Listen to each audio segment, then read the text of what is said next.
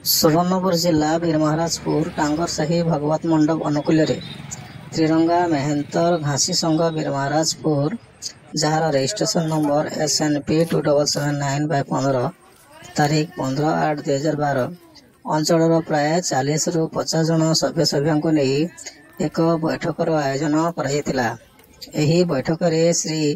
गौर तांड्या सभापतित्व करथिले।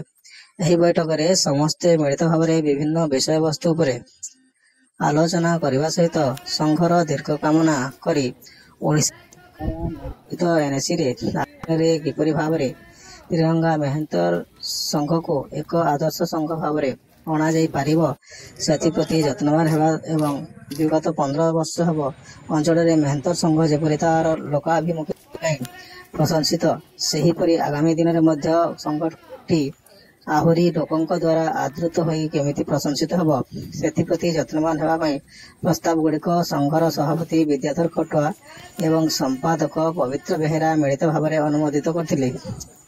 ଶେଷରେ ସଭାପତି ବିଦ୍ୟାଧର ଖଟୁଆ ଏହି ବୈଠକରେ ଉପସ୍ଥିତ ଥିବା ରଞ୍ଜନ ବୁଖି, ରାଜକନ୍ୟା ଦିବାକର, ବସନ୍ତ ନାୟକ, ଦାଶରଥୀ ନାୟକ, ଅଜୟ କୁମାର ନାୟକ, ଅଜିତ ତାଣ୍ଡିଆ, ପୁଷ୍ପା ଖଟୁଆ, ଭଗବତୀ ତାଣ୍ଡିଆ, ରାଧା ତାଣ୍ଡିଆ ଏବଂ ଅନ୍ୟାନ୍ୟ କର୍ମକର୍ତ୍ତାଙ୍କୁ ଧନ୍ୟବାଦ ଜଣାଇ ସଭା ସାଙ୍ଗ ଘୋଷଣା କରିଥିଲେ।